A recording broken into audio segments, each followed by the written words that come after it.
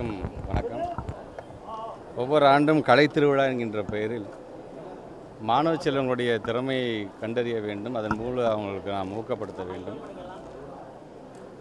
அது வட்டார அளவில், பள்ளி அளவில், வட்டார அளவில், அந்த மாவட்ட அளவில், அது மாநில அளவில் தேர்ந்தெடுக்கப்படும் பொழுது அதில் தேர்ந்தெடுக்கப்படுகின்ற இருவருக்கு கலையரசன் கலையரசி விருதுகளை மாண்புமிகு தமிழ்நாட்டு முதலமைச்சர் அவர்களும் மாண்புமிகு தமிழ்நாட்டினுடைய துணை முதலமைச்சர் அவர்களும் தொடர்ந்து ஒவ்வொரு இடமும் கலந்து கொண்டு அதை வழங்குவது வழக்கமாக உள்ளது.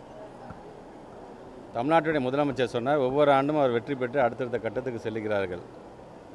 அவர்களுக்கான அந்த வல்லுநர்கள் மூலமாக அவர் பயிற்சி பெறுகிறார்களா? குக்கிராமத்தில் வரக்கூடியவர்கள் அங்கே இருக்கின்றவர்கள் மூலமாக பயிற்சி பெற்றுவிட்டு வரும் பொழுது, இவ்வளோ திறமை இருக்கும் பொழுது அந்த துறையினுடைய வல்லுநர்களை கொண்டு நாம் பயிற்சியை கொடுத்தோம் என்று சொன்னால் இன்னும் அவர்கள் அடுத்த கட்டத்திற்கு வளர்வதற்கு அது ஊக்கமாக அமையுமே என்று சொன்னதின் அடிப்படையில் நடந்து முடிந்த கூட்டத்தொடரில் இந்த கலை சிற்பி என்கின்ற இந்த திட்டத்தை நாம் உருவாக்கியிருக்கின்றோம்.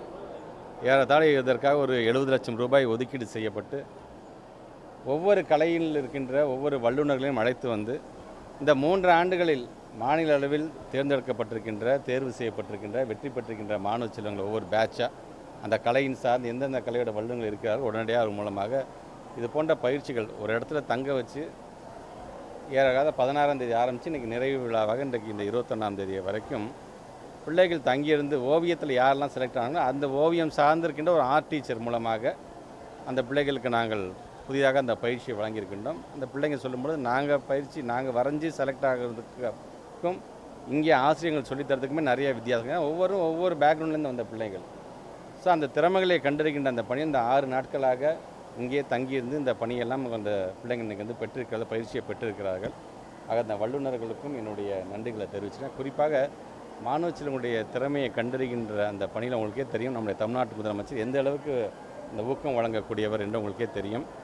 ஏன் சமீபத்தில் கூட பார்த்திங்கன்னா திருச்சி மாவட்டத்தில் சார்ந்திருக்கின்ற ஆயுதிராவிடர் பள்ளியில் சார்ந்திருக்கின்ற ராகினி அப்படிங்கிற ஒரு பெண் வந்து கிளாட் எக்ஸாம் கிளியர் பண்ணி நாக்பூரில் இருக்கின்ற சட்டக்கல்லூரியில் இடம் கிடைத்திருக்கின்றது.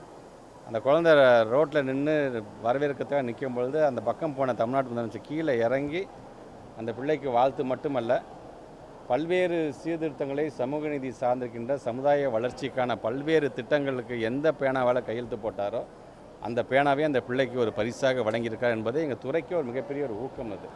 ஆக அப்படி பிள்ளைகளுடைய சாதனைகளை கண்டறிகின்ற ஒரு விதத்தில் இந்த கலை திருவிழாவும் அதற்கு அடுத்த கட்ட இடமாக இருக்கின்ற இந்த கலை சிற்பியும் மிகப்பெரிய ஊக்கத்தை எங்களுடைய பிள்ளைகளுக்கு வழங்கும் என்கின்ற நம்பிக்கை எங்களுக்கு இருக்கின்றது. போன்ற தேர்வுகளில் அரசு பள்ளி மாணவர்கள்லாம் அதிக அளவில் தேர்ச்சியாகி உள்ளே போகிறாங்க. ஆனால் அவ்வளோ பெரிய நிறுவனங்களை பார்க்கும்போது அவங்க கிராமப்புறத்திலிருந்து வரக்கூடிய மாணவர்களுக்கு இந்த மனப்பான்மையை வந்து ஊக்கப்படுத்துறதுக்கு எந்த மாதிரியான முயற்சி? 2 வருஷமாக உங்களுக்கே தெரியும், நாங்கள் வந்து இந்த ஃபீல்டு விசிட் கூட்டிகிட்டு போகிறோம். அதாவது 11th படிக்கிற பிள்ளைங்களையே கல்லூரிக்கு அழைச்சிட்டு போனது. ஃபஸ்ட்டு தடவை நாங்கள் ஆரம்பிக்கும் போது பார்த்திங்கன்னா 33,000 பிள்ளைகள் கலந்துக்கிட்டாங்க. அடுத்தடுத்த கட்டத்தில் பார்த்திங்கன்னா 1 லட்சத்துக்கு மேற்பட்டிருக்கின்ற பிள்ளைகள் அந்தந்த மாவட்டத்தை சார்ந்திருக்கிற பிள்ளைங்க.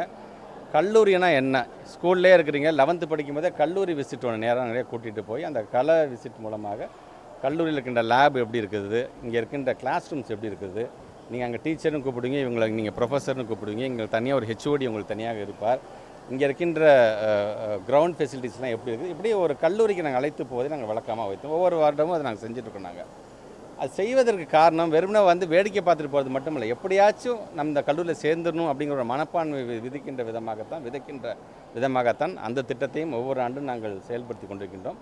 அது மட்டுமல்ல, நான் முதல்வன் திட்டத்தின் மூலமாக ஒவ்வொரு ஆண்டும் 12th முடிச்சு பிள்ளைங்க போகும்போது எங்களுடைய ஹெச்எம்சியை நாங்கள் ட்ரெயின் பண்ணி வச்சுருக்கோம். ஸோ அடுத்தது கட்டமாக அந்த பிள்ளைங்க என்னென்னலாம் படிக்கலாம் என்று அந்த பிள்ளைகளுக்கு அந்த பயிற்சியை வெறுமனே ரிசல்ட் வாங்குறதுக்காக மட்டும், ரிசல்ட் பார்க்குறதுக்கு மட்டும் பிள்ளைங்க அந்த 12th முடிஞ்சதுக்கு மட்டும் ஸ்கூலுக்கு போயிட்டு வராமல் வருகின்ற பிள்ளைங்களை இந்த பயிற்சியை வழங்குகின்ற விதத்திலும் எங்களுடைய ஹெச்எம்சி நாங்கள் ட்ரெயின் பண்ணி வச்சுருக்கோம். ஸோ அந்த நான் முதல்வன் திட்டம், இந்த மாதிரி கல்லூரி ஃபீல்டு விசிட்டுக்கு இதெல்லாம் மிகப்பெரிய விதத்தில் எங்களுக்கு பிள்ளைகளுக்கு பயனளிக்கும் விதமாக அது இருக்கின்றது. சிறந்த மாணவர்களை தேர்ந்தெடுத்து கல்வி சுற்றுலாலாம் கூட்டு போறீங்க.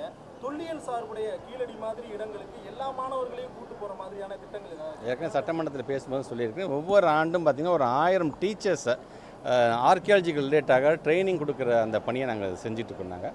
அந்த டீச்சர்ஸ் பார்த்திங்கன்னா பல லட்சம் பிள்ளைகளுக்கு அவங்க பள்ளிகளுக்கு சென்றதுக்கு பிறகு கீழடியில் நாங்கள் என்னென்ன நாங்கள் கற்றுக்கிட்டோம், கீழடிங்கிறது என்ன அப்படிங்கிற விதத்தில் ஒவ்வொரு விஷயத்தையும் அந்த பிள்ளைங்களுக்கும் அவங்க வந்து ட்ரைனிங் கொடுத்துக்கிட்டே தான் இருக்கிறாங்க.